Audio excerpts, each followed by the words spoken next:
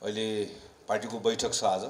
आज हामीले केही महत्त्वपूर्ण निर्णयहरू गर्नुपर्ने छ र म लगायत पदाधिकारी साथीहरूलाई 10 बजे पार्टी कार्यालयमा आएर निर्णयमा काम गर्ने भन्ने सभापतिको निर्देशन छ। बिहान एउटा कार्यक्रममा सहभागी भएर आउँदै गर्दा ढिलो आइपुगे, त्यसको लागि पनि क्षमा चाहन्छु र अहिले तुरुन्त कार्यक्रममा बैठकमा गइहाल्नुपर्ने भएकोले म छोटकरीमा मात्र केही कुराहरू राख्छु।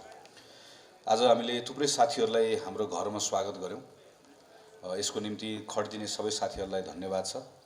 हाम्रो सुदीप बानिया लगायत केही महत्त्वपूर्ण युवा साथीहरू आज पार्टी प्रवेश गर्नुभएको छ। माओवादीको एउटा महत्त्वपूर्ण जिम्मेवारी निर्वाह गरेर राख्नुभएको जीवन मगरजी आज हाम्रो पार्टीमा आउनुभएको छ। तपाईहरु सबैलाई हृदयबाटै स्वागत छ र तपाईहरुको उपस्थितिले चुनावको अगाडि हामीलाई थप ताकत दिएको छ, हाम्रो घरलाई थप मजबुत बनाएको छ र आज जो साथीहरू प्रवेश गर्नुभएको छ, एकाध्यक्षज्यूले त्यसै गरिकन पार्टीको क्षेत्रीय सभापतिज्यूले साथीहरूको रुचि अनुसार उहाँहरूको योग्यता अनुसार पार्टीको विभिन्न काममा लगाउनुहुन्छ भन्ने कुराको विश्वास पनि व्यक्त गर्छु। आजको 47 दिन पछाडि स्थानीय चुनाव छ। चुनाव भनेको यस्तो बेला हो जतिखेर जनता सबैभन्दा बढी बलियो हुने बेला, उम्मेदवार र नेता पार्टी सबैभन्दा कमजोर हुने बेला हो र जनताले आफ्नो हक जमाउने बेला पनि हो। चुनावको बेलामा आवधिक चुनाव भइसके पछाडि एउटा चुनावमा कुनै पनि दललाई किन रोज्ने, उम्मेदवारलाई किन रोज्ने भन्ने केही निश्चित कारणहरू हुन्छ, हुनु पनि पर्छ। एउटै दललाई सधैँभरि सबैले रोजिराख्ने हो भने त चुनावै कहिले नगरे भयो। जुन दलले जति मत पाएको छ जीवनभर त्यति नै मत दिइराखे भयो। हामी पार्टीको कार्यकर्ताहरू चाहिँ दलसँग बाँधिएका हुन्छौँ, हाम्रो लोयल्टी हुन्छ, तर जनता हुँदैन। जनताले दल रोज्न पनि पाउँछ, फेर्न पनि पाउँछ। मलाई पार्टी मन पर्यो, उम्मेदवार मन परेन भन्न पाउँछ जनताले त, हामीले पो पाउँदैनौँ त। उम्मेदवार मन पर्यो तर पार्टी मन परेन पनि भन्न पाउँछ, हामीले पाउँदैनौँ।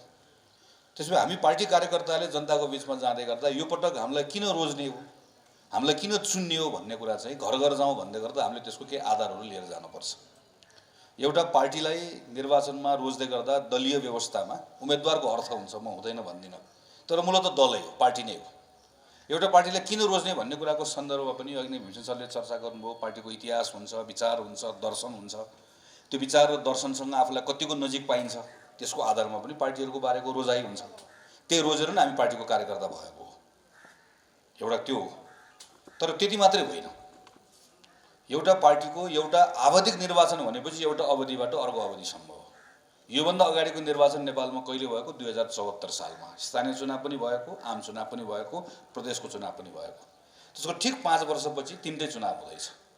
त्यसो भएदेखि यो पटक कुन दललाई रोज्ने वा नरोज्ने, कुन दललाई चुन्ने वा नचुन्ने भन्ने कुराको मुख्य आधार भनेको यो 5 वर्षभन्दा अगाडिको चुनावमा हामीले कसलाई रोज्यौँ वा कसलाई रोजेनौँ, रोजेकोले जे गर्नुपर्ने थियो गरे कि गरेन, जसले जे जिम्मा पाएको थियो जिम्मा पुरा गर्न सके कि सकेन भन्ने कसीमै दलको मूल्याङ्कन गर्नुपर्छ। त्योभन्दा धेरै पर पुगेर मूल्याङ्कन गर्न थाल्यौँ भने दलहरू छाडा हुन्छन्, जवाफदेही हुँदैन। अनि चुनावको बेलामा जुन जनता बलियो हुनुपर्ने हुँदैन। 2074 सालभन्दा अगाडिको निर्वाचन र 74 सालको निर्वाचन फरक थियो। खास गरिकन 60-61 सालबाट जुन हामीले माओवादीसँग 12 बुँदे समझदारी गऱ्यौँ र हिंसाको राजनीतिबाट शान्तिको राजनीतिको प्रारम्भ गऱ्यौँ, त्यो चक्र 62 सालबाट कहाँ गएर मात्र टुङ्गिएको हो भने 74 सालमा मात्र टुङ्गिएको हो। किनकि 2064-65 मा भएको चुनावपछि आएको जुन संविधान सभा थियो जसमा माओवादीले प्रचण्ड बहुमत ल्यायो, त्यसको मुख्य काम भनेको संविधान बनाउनु थियो। संविधान नबनाइकन हाम्रो काम अगाडि बढ्दैन थियो, त्यो असफल भयो। 70 सालको चुनाव पछाडि नेपाली कांग्रेस ठुलो पार्टी भएर आयो। हाम्रो एउटा बाचा थियो, हामीलाई जिम्मा दिनुस्, हामी संविधान बनाउने काम गर्छौँ। संविधान पनि बनायौँ, चुनाव पनि गरायौँ र 2074 सालमा संविधान बनाउने काम, शान्ति प्रक्रियाको महत्त्वपूर्ण काम सकियो। अब 74 सालको चुनावपट्टि एकपटक फर्केर हामीले हेर्नुपर्छ। 74 सालको घोषणापत्र एकपटक याद गरौँ। नेपाल कम्युनिस्ट पार्टी एउटै भएर आयो स्थानीय चुनाव पछाडि, उसको घोषणापत्र एकपटक याद गरौँ। उसले घोषणापत्रमा के कुराको बाचा गरेको थियो? उसले एउटा दुईटा कुरा मात्र याद गरौँ। उसले के भनेको थियो भने मलाई सरकार चलाउन दिनुहोस्, नेपालमा स्थिरता आएन, 5 वर्ष म सरकार चलाउँछु, 5 वर्षमा औँला भाँचेर भन्यो म यो गर्छु।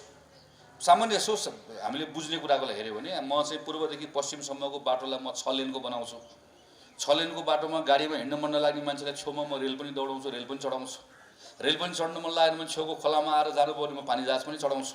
पूर्वाधारमा भन्यो, मैले भनेको, उसको घोषणापत्रमा भन्यो। उसले के भन्यो भने 5 वर्षको भित्र म करिब 25 लाख नयाँ रोजगारी सिर्जना गर्छु। उसले के भन्यो 3 वर्षभित्रमा नेपालीले बाहिरबाट कुनै पनि सामान दुध अन्डा माछा मासु फलफुल तरकारी केही पनि बाहिरबाट यहाँभित्र आयात गरेर उसले खानु पर्दैन र 5औं वर्ष पुग्दा नपुग्दै त म करोडौं रुपियाँको नेपालको कृषिजन्य वस्तु बेच्छु भनेर भन्यो। म स्थिरता दिन्छु, संविधानलाई सम्हाल्छु, सबै सम्हाल्छु भन्ने कुराको बाचा गर्यो। जनताले पत्याए, उसलाई जिम्मा दिए। हामीलाई जम्मा 23 सिटमा मात्र चुनाव जिताइदिनु भयो। तपाईँहरूलाई धन्यवाद। भीमसेन सर जित्नुभयो, मैले मौका पाएँ। हामी थोरै साथीहरूले मात्रै संसदमा जाने मौका पायौँ। र हामीलाई के भन्यो भने तिमीहरू 5 वर्ष चाहिँ थपक्क लगाएर तिमीहरूलाई बस्ने आसन तल छ, त्यहाँ कुनातिर गएर बस। तिमीहरूको काम चाहिँ 5 वर्ष चाहिँ नेपाल कम्युनिस्ट पार्टीले सरकार चलाउँछ, त्यो सरकार चलाएको हेर्ने काम तिमीहरूको। चित्त बुझेन प्रश्न गर, चित्त बुझेन आलोचना गर, चित्त बुझेन विद्रोह गर, आवश्यकता परेको बेलामा मद्दत गर, तर सरकार चलाउने काम 5 वर्ष यिनीहरूको हो भनेर जिम्मा दिएर पठाएको। 5 वर्ष जिम्मा लिएर एक ठाउँसम्म हामीले गाडी पुर्याएको, शेरबहादुर देउवाले चुनाव गराएर। त्यो गाडी एउटा ठाउँमा स्टपमा पुगिसकेपछि आनन्दको रोड छ, 5 वर्ष सरासर चलाएर अर्को स्टपसम्म पुर्याउनु पर्ने। अनि 5 वर्षपछि चुनाव हुन्थ्यो 79 सालमा।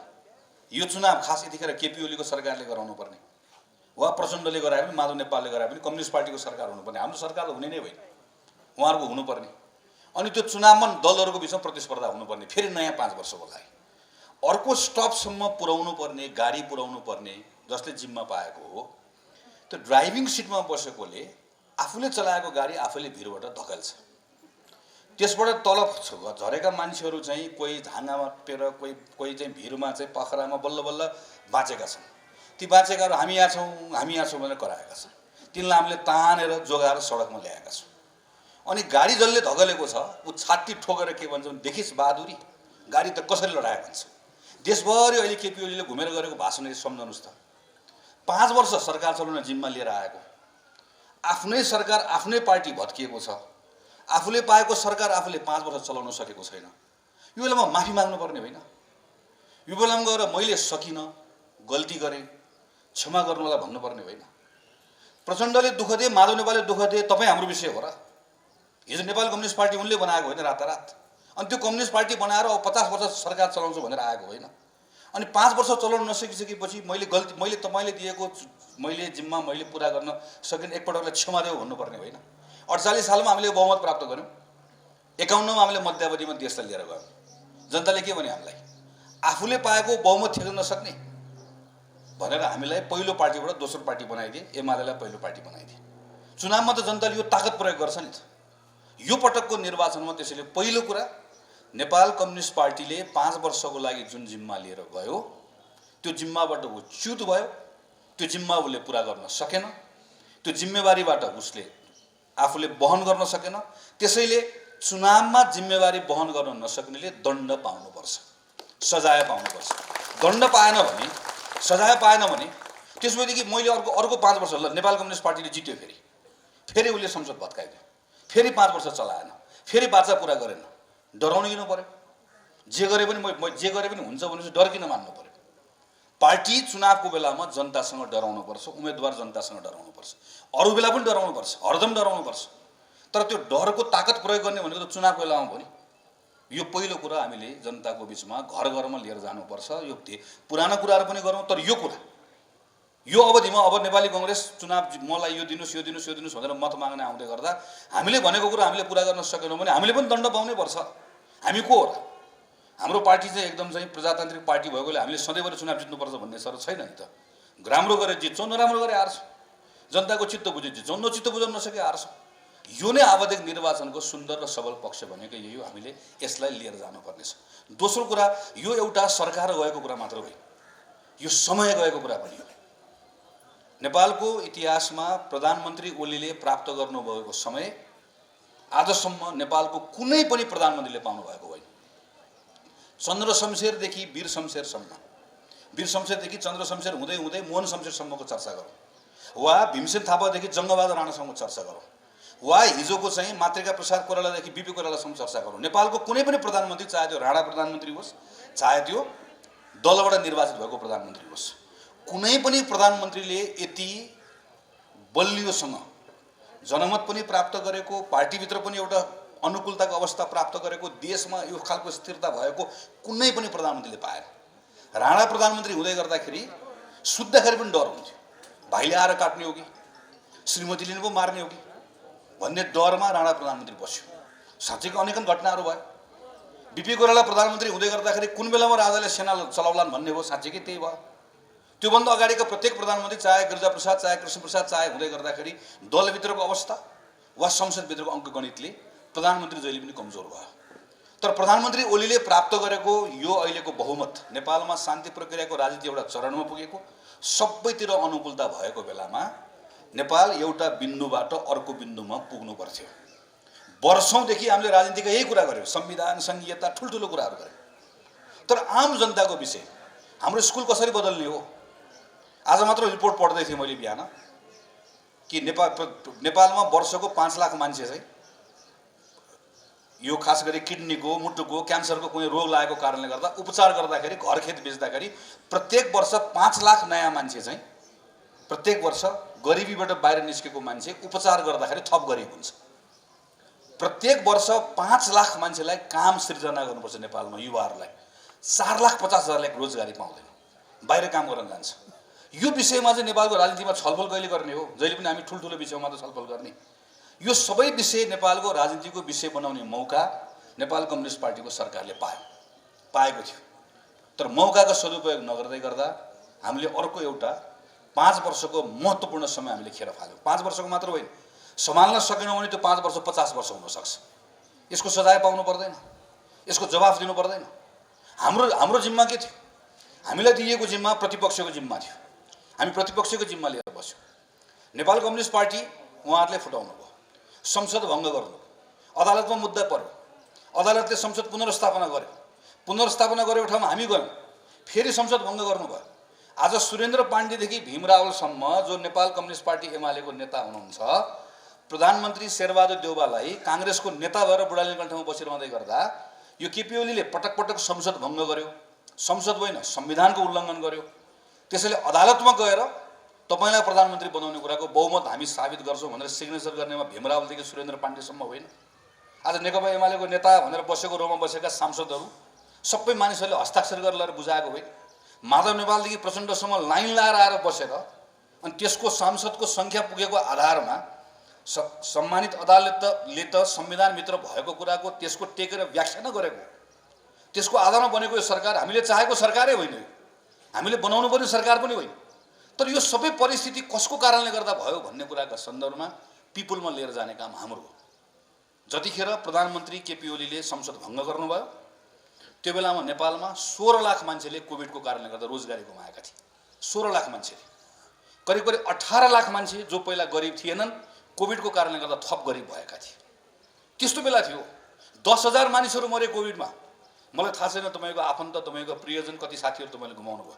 मैले मेरो परिवारको 3 जना सदस्यहरू गुमाएको छु। मैले चिनेका पार्टीका थुप्रै साथीहरू गुमाएको छु, पार्टीको नेताहरू गुमाएको छु, मेरो क्षेत्रका केही मानिसहरू गुमाएको छु।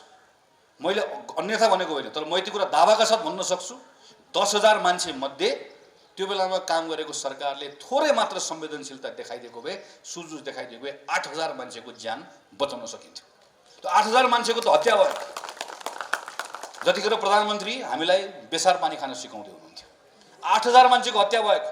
जतिखेर त्यो बेलाको सरकार मास्क र सेनिटाइजरमा समेत पनि कमिसन खाँदै थियो।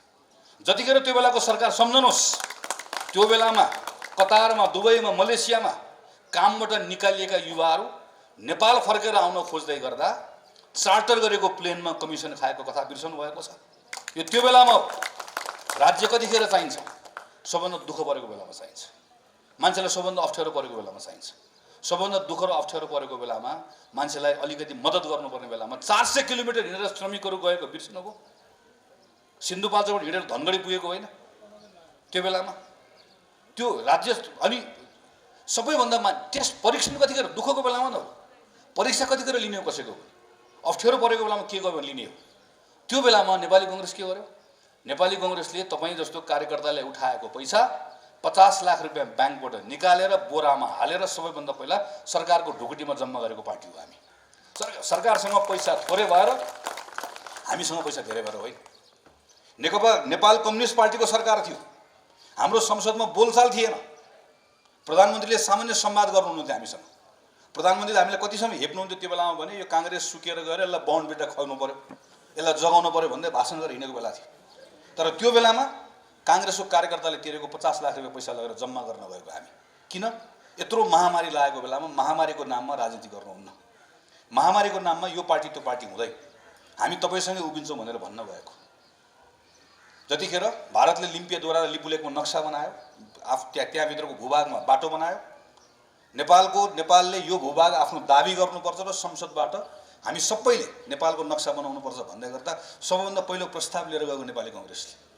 र यो बेलामा केपी ओलीले ल्याउनु भएको प्रस्ताव ल्याउनुपर्छ भन्ने पनि ल्याएको प्रस्तावको पक्षमा पनि दृढ भएर उभिएको पार्टी। किन? यो विषय राजनीति गर्ने विषय होइन, यो विषय साझा विषय हो भनेर आएको। त्यसैले म पार्टीको साथीहरूलाई आग्रह गर्न चाहन्छु, तपाईँ जनताको बिचमा जाँदै गर्दाखेरि यो पटक सम्झाउनै पर्छ।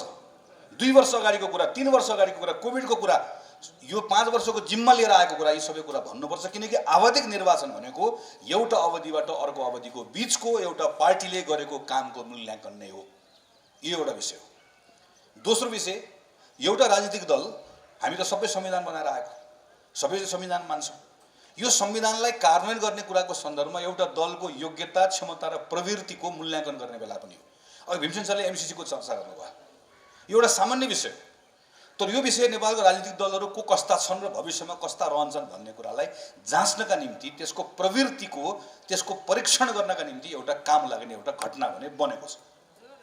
2066 सालमा माधव नेपाल प्रधानमन्त्री हुनुभएको बेलामा, सुरेन्द्र पाण्डे अर्थमन्त्री हुनुभएको बेलामा संयुक्त राज्य अमेरिकामा जतिखेर अमेरिकाले केही देशहरूलाई विकास गर्ने कुराको सन्दर्भमा ठुलो पैसा चाहिँ फिर्ता गर्न नपर्ने अनुदान दिन थाल्यो, माधव नेपालले सुरेन्द्र पाण्डेलाई अर्थमन्त्रीलाई जिम्मा दिएर त्यहाँ गएर एमसीसीको मुख्यालयमा गएर तपाईँले यो देशलाई पैसा दिन थाल्नुभयो, यति धेरै पैसा नेपाललाई पनि दिनुपर्छ, हामीलाई पनि चाहिएको छ भनेर हामीले त्यहाँबाट छलफल सुरु गरेको।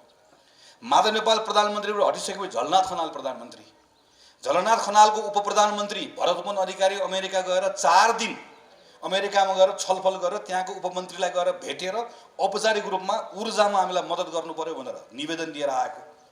त्यो निवेदनको प्रत्युत्तरमा नेपालमा सरकार बदलियो, बाबुराम भट्टराईको सरकारलाई पत्र पठाएको। त्यो बाबुराम भट्टराईको सरकारमा नारायण काजी श्रेष्ठदेखि सबैजना त्यो सरकारमा रहेको।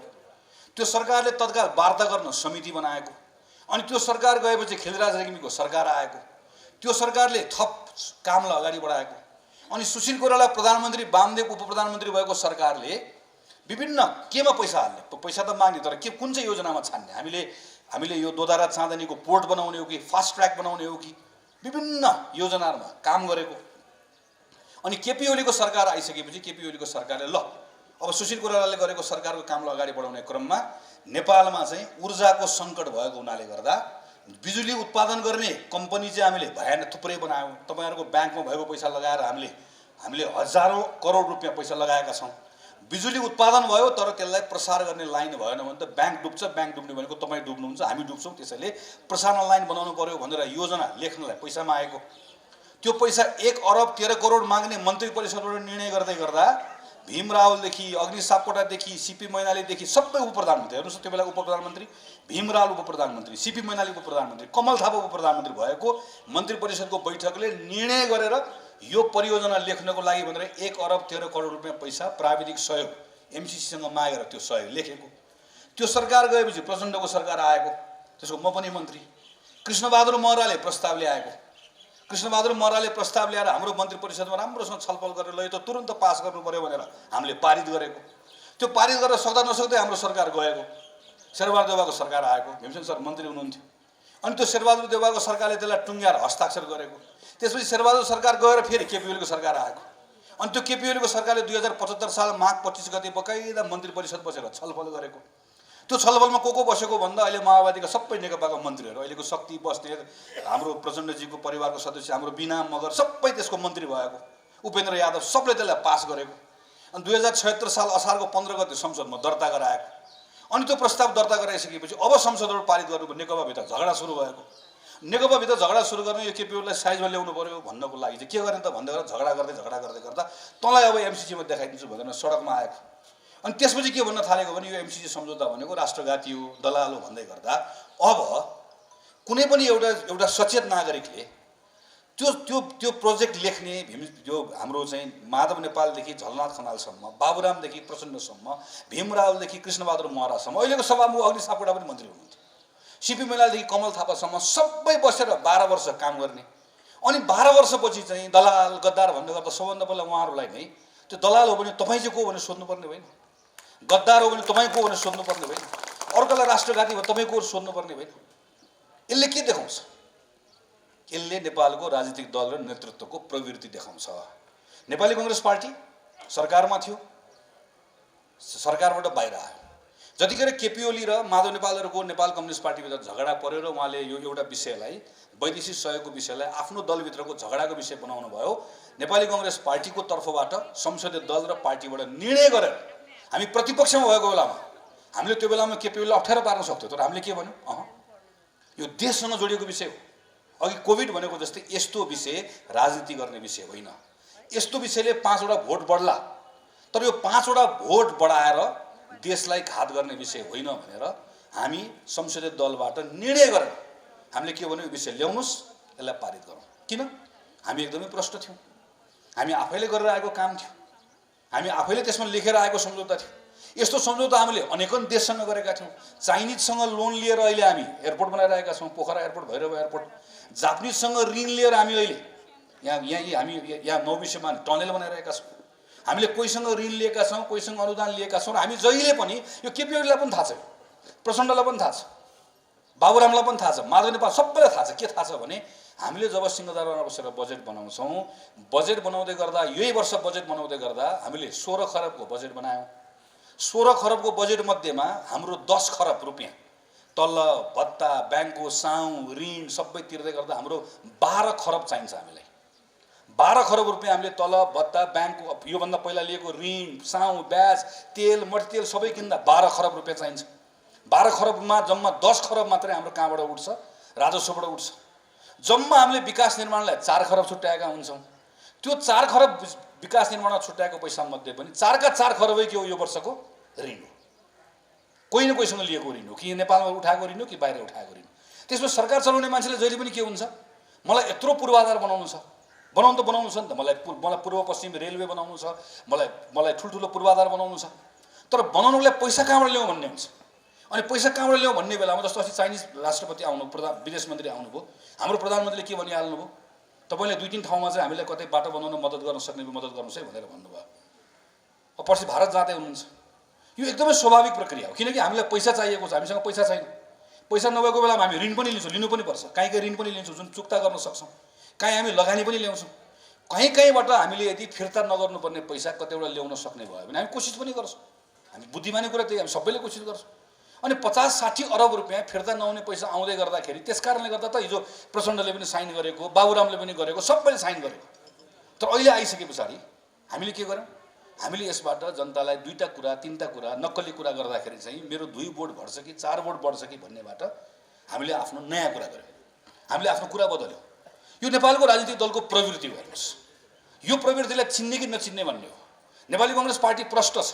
हामी भारत, चीन, अमेरिका, संसारका अरू सबै देशहरूसँग सबसँग समान सम्बन्ध राख्न चाहन्छौँ। कोही देश ठुलो र कोही देश सानो छ भन्दैमा देशको प्रतिष्ठा ठुलो र सानो हुँदैन। हामी न भारतसँग, न चीनसँग, न अमेरिकासँग, न युरोपसँग, कुनै देशसँग सम्बन्ध बिगार्न चाहदैनौँ। तर हामी स्वतन्त्र देश हौँ। हामी स्वतन्त्र भएकोले हाम्रा बारेमा अरू कसैले निर्णय गर्ने कुरा हामी मान्दैनौँ। यो पटक रुस र युक्रेनको युद्ध हुँदै गर्दा भारत र चीन दुईटैले संयुक्त राष्ट्र सङ्घभित्र मतदान हुँदै गर्दा दुईटैले भाग लिएन। तर नेपालले भाग लिएर भन्यो युक्रेन जस्तो देशमाथि आक्रमण गर्ने कुरा गलत हो। हामीले भारतले के भन्छ, चीनले के भन्छ कुर्दैन। हामीले कुनै बेला संयुक्त राष्ट्रसँग उभिएर संयुक्त राज्य अमेरिकाको विरुद्ध पनि मत हालेका छौँ, पर्यो भने भोलि पनि हाल्छौँ। हामीले कुनै बेला संयुक्त राष्ट्र सङ्घभित्र चीनका विरुद्ध पनि उभिएका छौँ, भारतका विरुद्ध उभिएका छौँ, किनकि नेपाल स्वतन्त्र देश हो। हाम्रो बारेमा अरूले निर्णय गर्ने होइन। हामी भारत, चीन, अमेरिका सबसँग समान सम्बन्ध राख्न चाहन्छौँ। हामी कुनै देशसँग युद्ध नहोस् भन्ने चाहन्छौँ। हामी प्रष्ट, हामी लुकाउने कुरा केही पनि छैन। हामीलाई न भारतसँग उभिनु छ, न चीनसँग उभिनु छ, न अमेरिकासँग उभिनु छ, न जापानसँग उभिनु छ। हामीलाई सबसँग उभिनु छ, समान ढङ्गले उभिनु छ। हामीलाई के थाहा छ? हामीलाई स्रोतको अभाव छ भन्ने थाहा छ। हामी के चाहन्छौँ? नेपालले कोहीसँग पनि 1 रुपियाँ पनि पैसा माग्नु नपरोस् भन्ने चाहन्छौँ। नेपाल कुनै बेलामा त्यो ठाउँमा पुग्नुपर्छ भन्ने चाहन्छौँ। हामी के चाहन्छौँ? हामी त्यो ठाउँमा पुग्नको लागि आज काम गर्नुपर्छ भन्ने चाहन्छौँ र बुझ्दछौँ। दक्षिण कोरिया जस्तो देश जो युद्धबाट जर्जर भइसकेपछि कुनै बेला दक्षिण कोरियाले अमेरिकाबाट, बेलायतबाट, युरोपबाट, जापानबाट, सब ठाउँबाट ऋण लियो, अनुदान लियो, 20-25 वर्ष लगातार काम गर्यो। आज दक्षिण कोरियाले कोहीसँग लिँदैन, दिन्छ। कुनै बेला दक्षिण कोरिया के गर्थ्यो, अहिले हाम्रा केटाकेटी कतार पठाएको जस्तै दक्षिण कोरिया पनि काम गर्नका लागि आफ्ना केटाकेटीहरूलाई जर्मनी पठाउँथ्यो, युरोप पठाउँथ्यो र अत्यन्त कम पैसामा काम गर्ने लगाउँथ्यो।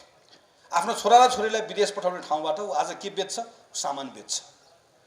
मेरो धेरै ठुलो कुरा छैन हेर्नुहोस्, म कतार र मलेसियामा नेपालका छोरा र छोरी बेच्ने देशबाट कतार र मलेसियालाई सामान बेच्ने देश बनाऊ भन्ने मात्रै हो। मान्छे बेच्ने ठाउँबाट सामान बेच्ने बनाऊ, त्यो भनेको कतिखेर मात्र सम्भव भने त्यो भनेको चाहिँ ती कतार मलेसिया गएका भाइ बहिनीहरू जसको कामले मात्र यो देश चलेको छ, तिनले नेपालमा काम गर्ने अवस्था बनाउनु पर्नेछ। तिनलाई रोजगारी नेपालभित्र सृजना गर्नुपर्नेछ। तिनलाई रोजगारी सृजना गर्नका निम्ति हामीसँग अहिले स्रोत र साधनको ठुलो अभाव छ। त्यो स्रोत र साधनको खाडल पुर्नु पर्नेछ। स्रोत र साधनको खाडल पुर्दै गर्दाखेरि हामीसँग दुईटा बाटो छ। एउटा बाटो चुप लागेर बस्ने, जे छ त्यतिमै काम चलाउने। एउटा बाटो खोजी नीति गरेर भए पनि स्रोत साधन ल्याएर पूर्वाधार बनाउने। त्यो पूर्वाधार बनाउँदै गर्दा पनि दुईटा बाटो छ। एउटा बाटो ऋण लिएर बनाउने, एउटा बाटो सकेसम्म कम ऋण लिने। धेरै ऋण लियो भने के हुन्छ भने हालत श्रीलङ्का हेरे पुग्छ। श्रीलङ्कामा अस्ति एक्जाम भएन, अस्ति हाम्रो छोराछोरीको जाँच हुँदै गर्दा श्रीलङ्कामा पनि जाँच हुनु पर्थ्यो, जाँच भएन। किन जाँच किन भयो भने जाँच लिनको लागि के लिनुपर्छ, जाँच लिन लेख्ने कागज चाहिन्छ। कागज किन्ने पैसा नभएकोले श्रीलङ्काले जाँच रद्द गर्यो। श्रीलङ्कामा धेरै मानिस अहिले 1 छाक मात्रै खान्छन्। किन 2 छाक खानको लागि जब त्यहाँ अहिले पैसा छैन। जबकि हामी के भन्थ्यो आजभन्दा 5 वर्ष अगाडिसम्म भने, मै भन्थेँ भाषणमा 10 वर्षमा नेपाललाई श्रीलङ्का जस्तो बनाउने भनेर भाषण गरेको मलाई याद छ। किन श्रीलङ्का घुमेर आइसकेपछि बाफ रे बाफ, यस्तो मात्र बनाउनु पाए पुग्थ्यो नेपाल। के को सिङ्गापुर, स्विजरल्यान्ड जस्तो लाग्थ्यो मलाई। यस्तो पो बनाउनु हो त, यतिको भए पुग्छ, नेपालले बनाउन सक्यो भन्ने लाग्थ्यो। त्यो श्रीलङ्का यहाँ पुग्यो आज। किन चाहिने नचाहिने कुरामा ऋण लियो, ठुलो पोर्ट बनाउन ऋण लियो, एयरपोर्ट बनाउन ऋण लियो, पानी जहाज भन्यो, हवाई जहाज भन्यो, यो भन्यो त्यो भन्यो, डुब्यो। अहिले बुद्धि पुऱ्याएन। हाम्रो घर डुबे जस्तो त हो नि। हाम्रो घरको मान्छेले जुवा खेल्न ऋण लियो भने के हुन्छ, डुब्छ। देश पनि त्यही त हो नि। त्यसैले सुझबुझ बनाउँ भनेको, सबैसँग राम्रो सम्बन्ध राखौँ, देशको पूर्वाधार पनि बनाऊ, पूर्वाधार बनाउनु पनि हाम्रो सम्बन्धको प्रयोग गरौँ भन्ने नेपाली कङ्ग्रेसको आजको नेतृत्वको जुन धारणा छ, यो धारणालाई पनि म आग्रह गर्न चाहन्छु। पार्टीको साथीले जनताको बिचमा लिएर जाँदै गर्दा यो एमसीसी ठिक बेठिक भन्नै पर्दैन। मैले त पटक पटक भनेको छु, एमसीसीको बारेमा एमालेको साथीले बढी कुराकानी गर्नुभयो कि चोकमा, चौतारामा, कहीँ कतै टोखाको ओडामा अलिकति बढी गफ गर्नुभयो भने दायाँमा एमालेको साथीलाई धेरै भन्नै पर्दैन। सरासरी यहाँबाट टिकट काटिदिने, ट्याक्सी चढाइदिने, बस चढाइदिने, बालकोट जाने, बालाई सोध्ने तिथि। तर तिथिमिति याद गर्ने। काङ्ग्रेसको साथीले 2075 साल घोक्ने, 2075 साल माघको 25 गते, 2076 साल असारको 15 गते मन्त्री परिषदको बैठक, सबको हातमा ल्यापटप। त्यो मन्त्री परिषदको बैठकमा गरेको चाहिँ के हो सोध्ने।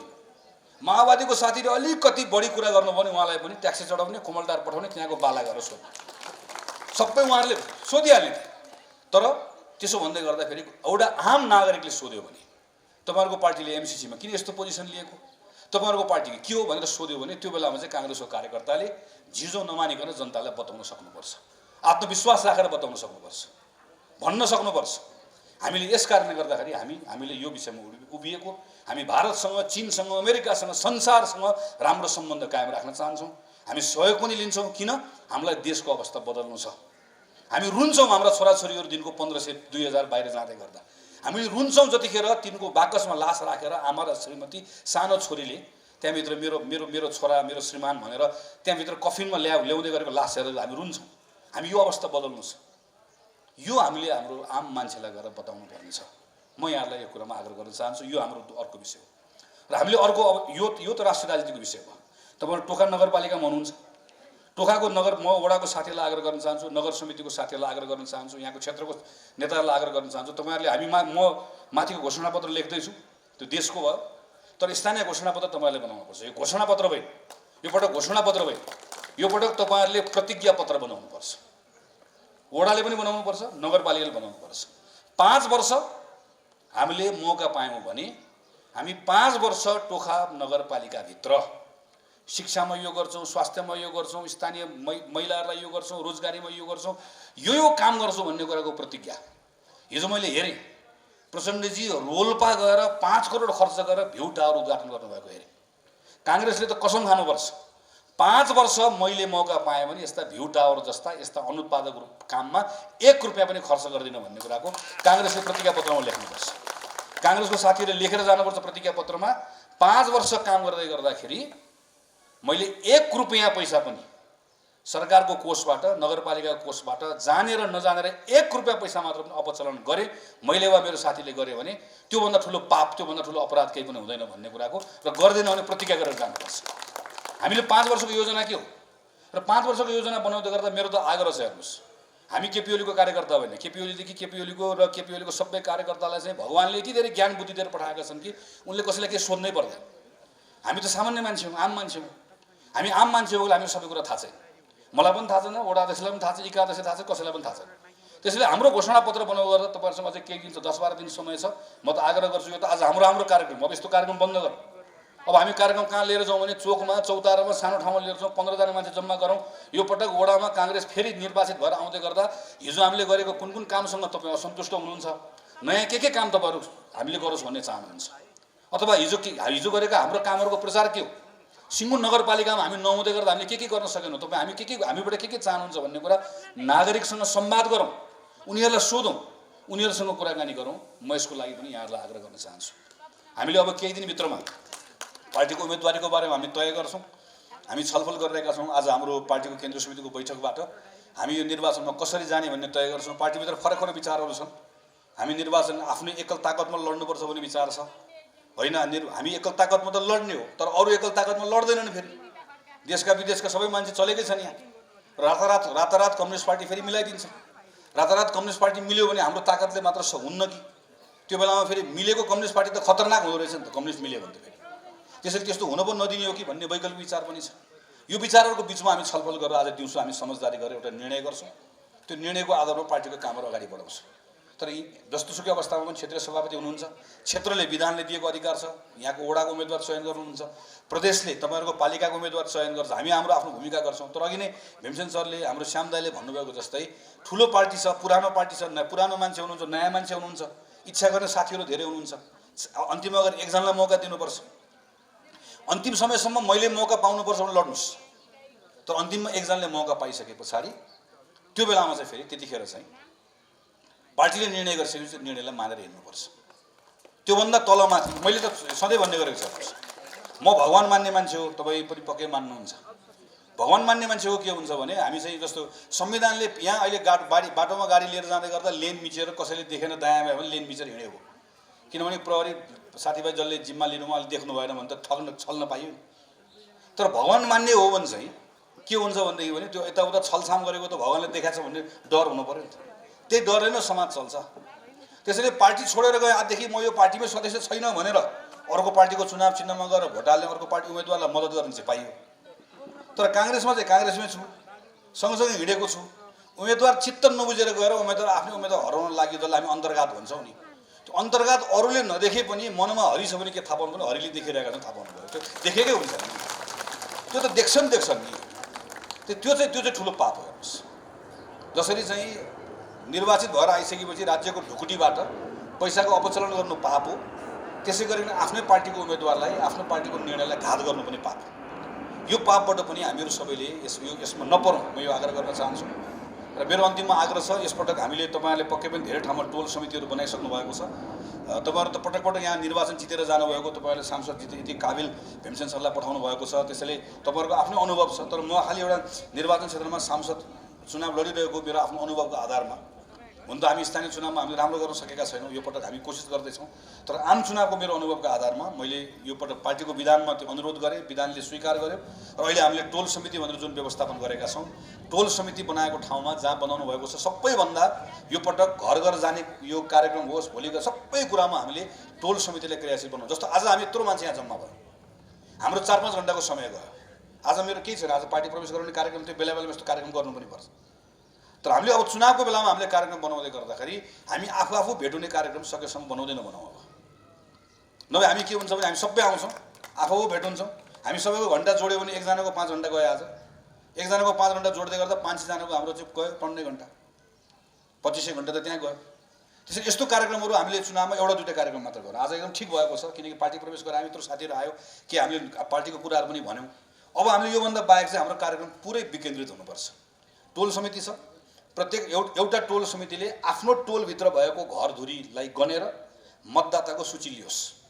त्यो मतदाताको सूची लिएर आफूलाई मत हाल्ने मान्छे छुट्याओस् आफूसहित। मेरो टोलमा मैले गगन थापा काङ्ग्रेसलाई मत हाल्ने छुट्याएँ मैले। मेरो आमा, मेरो बा, मेरो श्रीमती, हामी 5 जना मतदाता छौँ, हामी छुट्यायौँ।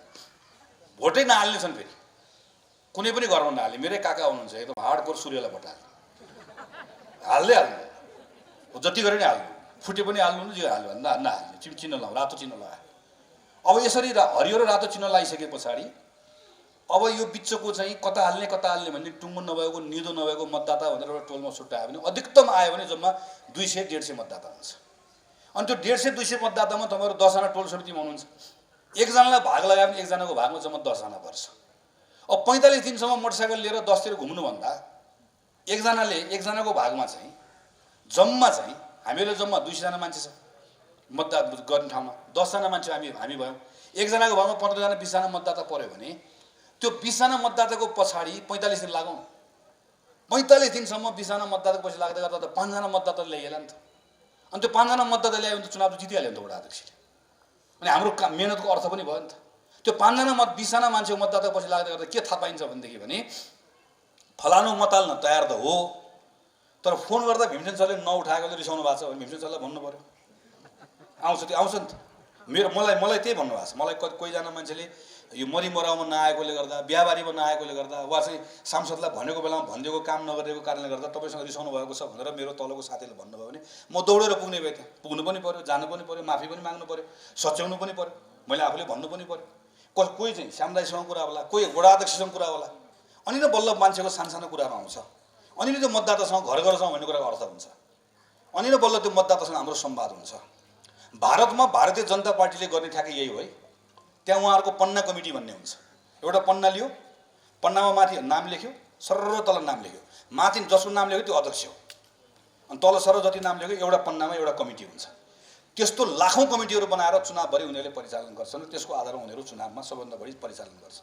हामीले पनि यो चुनावमा एक ठाउँ चाहिँ डम्फु बजाएर धेरै मान्छे जम्माउने भन्दा टोलमा सानोमा र टोलभित्र पनि अझ कार्यविभाजन, एकजनाको भागमा 5 जना, एकजनाको भागमा 8 जना, एकजनाको भागमा 10 जना, यो तरिकाबाट योपल्ट गयौँ भने हाम्रो चुनाव कम खर्चिलो पनि हुन्छ। किन आफ्नै टोलमा आफ्नै घरमा बसेर कसैले चिया खुवाउनु पनि परेन, कसैलाई खाना खुवाउनु पनि परेन।